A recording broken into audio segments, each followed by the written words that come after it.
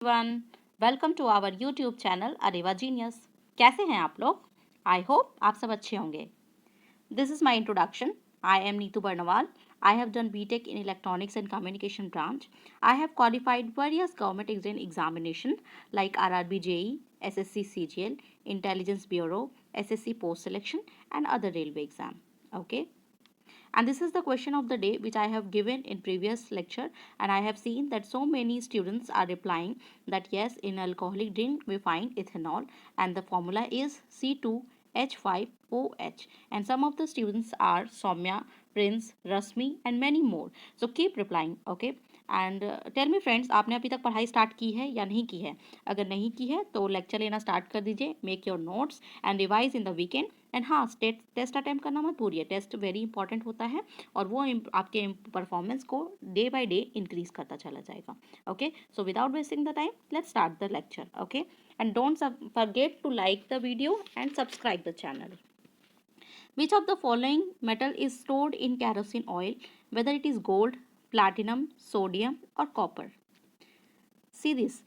मैंने यहाँ पे क्वेश्चन हिंदी में भी रखा है। कुछ लोगों का डिमांड था कि आप हिंदी में पढ़ाएं मैम, इसीलिए मैंने यहाँ पे क्वेश्चन हिंदी में रखा है। जिन लोगों को ये पीडीएफ चाहिए होगा वो टेलीग्राम चैनल को ज्वाइन कर ले और लिंक जो है वो डिस्क्रिप्शन में दिया हुआ है, वहाँ से आपको पीडीएफ हिंदी में भी मिल जाएगा। ओके, एंड मैं बाइलिंगुअल में समझाऊंगी आपको।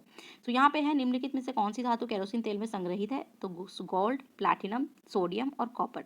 सो यहाँ पे ये जो है ये सोडियम आंसर होगा, लेकिन सोडियम क्यों आंसर होगा वो हम देखते हैं। आइए यहाँ पे देखिए, ये सीरीज जो है वो रिएक्टिविटी सीरीज है। ओके, यहाँ पे पोटेशियम है, सोडियम है, कैल्शियम है, मैग्नीशियम है, ये मोस्ट रिएक्टिव है। ओके, और यहाँ लास्ट में आप देखिए कॉपर, सिल्वर, गोल्ड, प्लैटिनम, ये लीस्ट रिएक्टिव है। ओके, सो यहाँ पे हम देख सकते हैं कि सोडियम जो है उसकी रिएक्टिविटी बहुत ज़्यादा है। ओके, सो सोडियम जो है वो बहुत ज़्यादा रिएक्टिव मेटल है और जब भी उसको एयर में खुला छोड़ दिया जाता है तो वो O2 के साथ और CO2 के साथ रिएक्ट कर जाता है और जो है आग लग जाती है। इसीलिए सोडियम को जो है केरोसिन ऑयल में रखा जाता है। केरोसिन में रखने से क्या होता है, वो केरोसिन के साथ रिएक्ट नहीं कर पाता है और ये सेफ होता है। ओके, सो यहाँ पे इस क्वेश्चन का आंसर क्या हो जाएगा दोस्तों?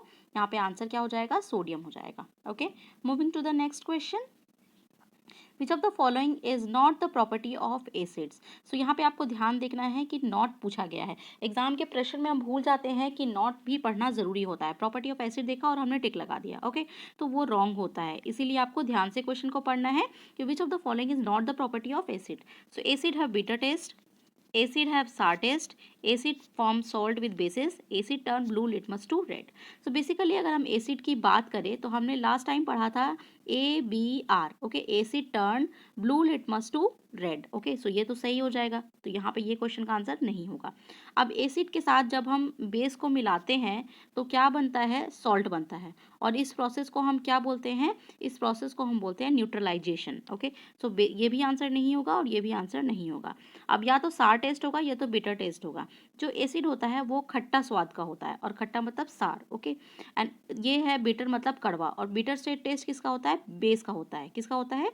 बेस का होता है। इसीलिए आंसर क्या हो जाएगा आपका? ऑप्शन ए, एसिड है बिटर टेस्ट, ये प्रॉपर्टी नहीं है। ये किसकी प्रॉपर्टी है? बेस की प्रॉपर्टी है। ओके, सो यहाँ पे आप हिंदी में क्वेश्चन को देख लीजिए कि अम्ल का गुण नहीं है तो अम्ल का स्वाद जो है वो कड़वा होता है, ये आंसर सही हो जाएगा। Okay, so next question is, an alloy is an example of solid solution, emulsion, colloidal solution और heterogeneous mixture। बेसिकली हम alloy किसको बोलते हैं?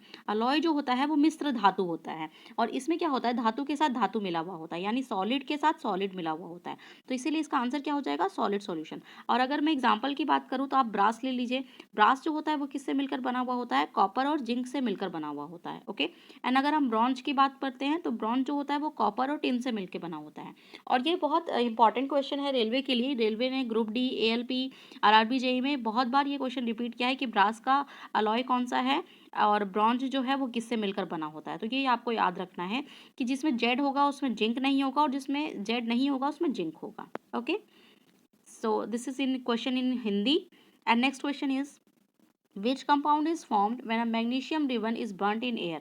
Magnesium oxide, magnesium carbonate, magnesium nitride और magnesium nitrate। ओके, सो यहाँ पे क्वेश्चन बेसिकली ये बताना चाह रहा है कि जब मैग्नीशियम रिबन को हवा में जलाया जाता है तो कौन सा यौगिक उत्पन्न होता है। ओके, सो यहाँ पे हम फिगर के माध्यम से समझेंगे। देखिए, यहाँ पे मैग्नीशियम रिबन है okay.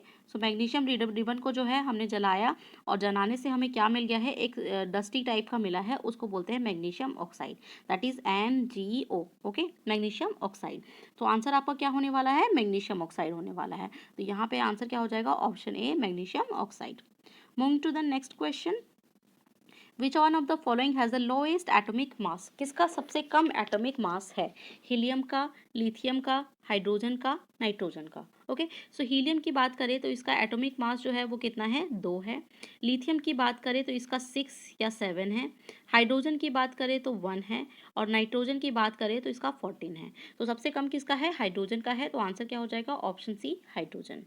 Okay, next is which of the following gases turns the lime water milky. Okay, किसमें जो है वो लाइम वाटर मिल्की हो जाता है, यानी चूना जो है वो दूधिया हो जाता है। कैसे हो जाता है, कौन से गैस के हेल्प से, O3 या CO या O2 या CO2। यहाँ आप फिगर में देखिए ये लाइम वाटर है और यहाँ पे कार्बन डाइऑक्साइड गैस डालने से ये जो है वो मिल्की वाइट हो गया है। तो आंसर क्या हो जाएगा, ऑप्शन डी हो जाएगा, CO2। Okay, so next question is the main cause of rancidity in the food, the main cause of rancidity in the food। so rancidity जो है इसका मतलब क्या है कि खाने में क्या हो जाता है, दुर्गंध आ जाता है, बैड स्मेल आ जाता है। सो बैड स्मेल क्यों आता है, किसकी वजह से, क्लैरिफिकेशन की वजह से, रिडक्शन की वजह से, ऑक्सीडेशन की वजह से, या हाइड्रोलिसिस की वजह से। ये बेसिकली जो रेंसिडिटी आती है यानी खाने में दुर्गंध जो आता है वो बेसिकली ऑक्सीडेशन प्रोसेस की वजह से आता है। आइए इसको देखते हैं। यहाँ पे देखो टोमेटो है। ओके, सो टमाटर जो है वो क्या कर रहा है, यहाँ पे नॉर्मल सेल है यहाँ पे। अब सेल में फ्री रेडिकल्स ने अटैक कर दिया। फ्री रेडिकल्स के अब अटैक करने के बाद ये जो है वो ऑक्सीडेटिव स्ट्रेस बन गया। सो ये बिल्कुल सड़ गया है, किस प्रोसेस की वजह से, ऑक्सीडेशन प्रोसेस की वजह से। Okay, next question is chlorine gas is used in the manufacture of washing soda, baking powder और ब्लीचिंग पाउडर। सो आइए हम इसको रिएक्शन की तरह से समझते हैं। This is the reaction, calcium hydroxide that is slagged lime, इसमें क्लोरीन गैस ऐड किया तो हमें क्या मिलेगा, calcium oxychloride and water. So calcium hydroxide जो है इसको स्लैग्ड लाइम बोलते हैं। और कई बार ये क्वेश्चन एग्जाम में पूछा गया है कि स्लैग्ड लाइम का केमिकल फॉर्मूला क्या है। तो आप नोट्स में ये मेंशन कर लीजिए कि CaOH होल ट्वाइस को बोलते हैं स्लैग्ड लाइम और CaOCl2 को कैल्शियम ऑक्सीक्लोराइड या फिर ब्लीचिंग पाउडर बोलते हैं। तो हमने इस सेक्शन में क्या देखा कि क्लोरीन गैस जो है वो ब्लीचिंग पाउडर को बनाने में हेल्प करता है। तो यहाँ पे आंसर क्या हो जाएगा, answer will be chlorine gas is used in the manufacture of bleaching powder, that is option D. Okay, so moving to the next question, which of the following does not act as both metal and non metal। अब जो यहाँ पे not पूछा गया है, जो metal और non metal दोनों की तरह रिएक्ट करता है, एक्ट करता है, उसको बोलते हैं मेटलॉइड। क्या बोलते हैं, मेटलॉइड बोलते हैं। मेटलॉइड जो है वो कौन सा होता है, यहाँ पे देखो आप पीरियोडिक टेबल में boron, silicon, germanium, arsenic, antimony, tellurium और पोलोनियम। ओके, सो ये आप अपनी कॉपी में लिख लीजिए, boron, silicon, germanium, arsenic, antimony, tellurium और पोलोनियम, ये सब मेटलॉइड हैं। अब इसमें पूछा गया है कौन मेटलॉइड नहीं है। सो जर्मीनियम तो है, बोरोन भी है, आर्सेनिक भी है, बट कार्बन नहीं है। तो यहाँ पे आंसर क्या हो जाएगा, option C. Okay, so next question is what happens when we go down the group in the periodic table? Atomic size decreases, the number of cell decreases, valence electron decreases और the number of cell increases। इसको भी हम देखते हैं periodic table की help से। यहाँ पे देखो, जब आप नीचे जाते हो, डाउन द ग्रुप जाते हो, तो क्या होता है, नंबर ऑफ सेल्स जो है वो इंक्रीज करने लग जाते हैं। यहाँ पे देखो ना, मैक्सिमम नंबर ऑफ सेल्स है, so number of cell increase कर जाता है। और क्या हो जाता है, एटॉमिक रेडियस जो है वो इंक्रीज कर जाता है, शील्डिंग इंक्रीज कर जाती है और आयनाइजेशन एनर्जी जो है वो डिक्रीज करती है। यानी सिर्फ आयनाइजेशन एनर्जी डिक्रीज करती है डाउन द ग्रुप में, बाकी सारी चीज़ें इंक्रीज करती है। ओके, यहाँ पे हम देख सकते हैं कि एटॉमिक रेडियस जो है वो इंक्रीज कर रही है from top to down the group and from left to right जो है वो एटॉमिक रेडियस इंक्रीज कर जा रही है। ओके, यहाँ पे हम मेटल कैरेक्टर की बात करें तो हम इधर से इधर आ रहे हैं, लेफ्ट से राइट में, तो मेटल कैरेक्टर इंक्रीज करेगा। और अगर राइट से लेफ्ट से राइट जा रहे हैं तो यहाँ पे मेटल कैरेक्टर डिक्रीज करेगा। ओके, सो यहाँ पे आंसर क्या होने वाला है कि what happens when we go down the group in the periodic table, तो क्या हो जाएगा, नंबर ऑफ सेल जो है वो इंक्रीज कर जाएगा। Okay, so option D will be your answer. चलो नेक्स्ट क्वेश्चन में चलते हैं। सो दोस्तों, अगर आपको वीडियो पसंद आ रहा है तो आप लाइक करना नहीं भूलें। ओके, लाइक करने से मुझे मोटिवेशन मिलता है और ये लगता है कि मैं और अच्छा कंटेंट आप लोग के लिए लाऊं। और सब्सक्राइब करें चैनल को अगर आप न्यू हैं तो, और अपने दोस्तों के साथ शेयर ज़रूर करें। ओके, और अगर कोई भी डाउट होता है तो आप कमेंट में डाउट को पूछ सकते हैं। Okay, your doubt will be welcomed. So next question is, when litmus is added to a solution of borax, it turns red, orange, blue और pink. बेसिकली बोरेक्स क्या है? बोरेक्स जो है एक स्ट्रॉन्ग बेस है. क्या है? स्ट्रॉन्ग बेस है. सो बेस के लिए हमने नेमोनिक्स बनाया था BRB. बोरेक्स यानी बेस जो है वो रेड लिटमस को ब्लू में चेंज कर देता है. तो यहाँ पे बोरेक्स भी स्ट्रॉन्ग बेस की तरह एक्ट कर रहा है, तो ये क्या कर देगा? रेड को ब्लू में चेंज कर देगा. So option will be C. Okay. So the next question is, all acid produce dash gas on reacting with metals. This is also very general question which is asked by the railway. Okay, so what should be the answer? Oxygen, nitrogen, hydrogen और carbon dioxide. Reaction से इसको देख के समझते हैं. Okay. So यहाँ पे हम देखते हैं एसिड को जब मेटल के साथ रिएक्ट करवाया गया तो हमें हाइड्रोजन गैस मिल रहा है और एक बाई प्रोडक्ट मिल रहा है. ओके. अब देखो आप यहाँ पे देख लो, 2HCl इसके आगे लगा देते हैं बैलेंस करने के लिए रिएक्शन को. 2HCl प्लस जिंक, तो जिंक के साथ क्लोराइड अटैच हो जा रहा है, दैट इज जिंक क्लोराइड. यहाँ पे Zn आएगा, zinc chloride and plus H2 gas. Okay. So zinc chloride के बाद H2 गैस रिलीज हो रहा है, तो हम कह सकते हैं कि जब भी एसिड जो है मेटल के साथ रिएक्ट करेगा तो H2 गैस निकलेगा. सो यहाँ पे क्या है कि क्वेश्चन नंबर 12 का आंसर क्या हो जाएगा? Hydrogen gas. Option C will be your answer. Okay. चलो नेक्स्ट क्वेश्चन भी चलते हैं. Which of the following has the highest electronegativity?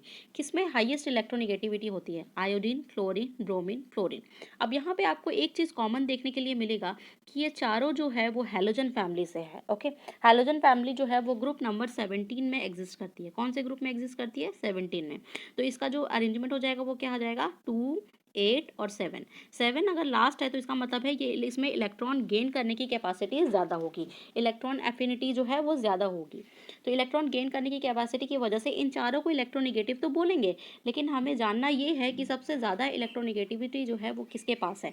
तो यहाँ पे हम देख सकते हैं कि इलेक्ट्रॉन एफिनिटी जो है वो इंक्रीज़ हो रही है अगर हम नीचे से ऊपर की तरफ जाते हैं तो. और फ्लोरीन जो है वो सबसे ऊपर होता है, इसीलिए इसका आंसर क्या हो जाएगा? Fluorine will be your answer. क्या आंसर होगा? Option D, fluorine. और ये भी क्वेश्चन बहुत इंपॉर्टेंट है, तो इसको आप बाय हार्ट कर लीजिए. हम बाय हार्ट कर लेंगे इसको कि इलेक्ट्रोनिगेटिविटी अगर सबसे हाईएस्ट पूछी जाएगी तो आंसर क्या हो जाएगा? फ्लोरीन हो जाएगा हैलोजन फैमिली से. ओके. चलो नेक्स्ट क्वेश्चन में चलते हैं.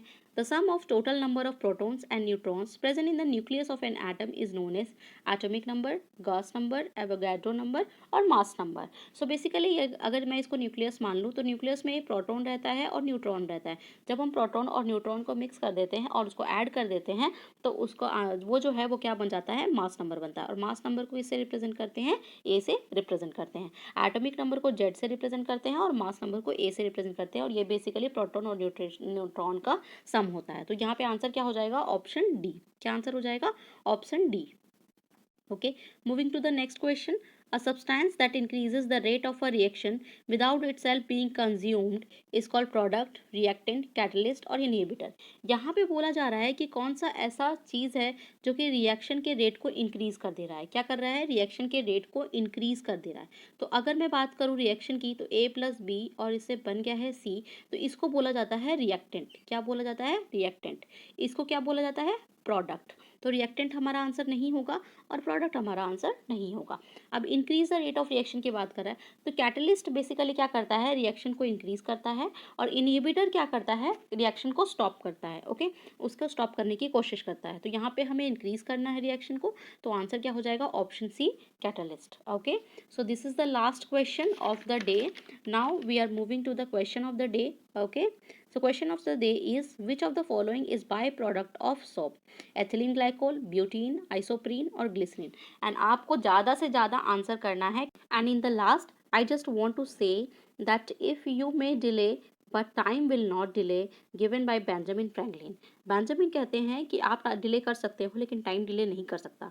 समटाइम्स क्या होता है कि हम चीज़ों को डिले करते हैं, जैसे कि सोचते हैं कि आज नहीं पढ़ाई करेंगे, कल पढ़ लेंगे, और जब कल होता है तो हम कहते हैं कल नहीं पढ़ेंगे, परसों पढ़ लेंगे. इस तरह से हम क्या करते हैं? चीज़ों को डिले करते जाते हैं. बट टाइम किसी का भी वेट नहीं करता. टाइम जो है वो अपना चलता रहता है. ओके. सो अगर आपने एक दिन नहीं पढ़ा तो आप लाखों लोगों से पीछे हो गए. इसीलिए आपको क्या करना है? डेली पढ़ाई करना है, नोट्स बनाना है और रिवाइज करना है. All the best. Thank you so much. Like, share and subscribe the channel. Thank you.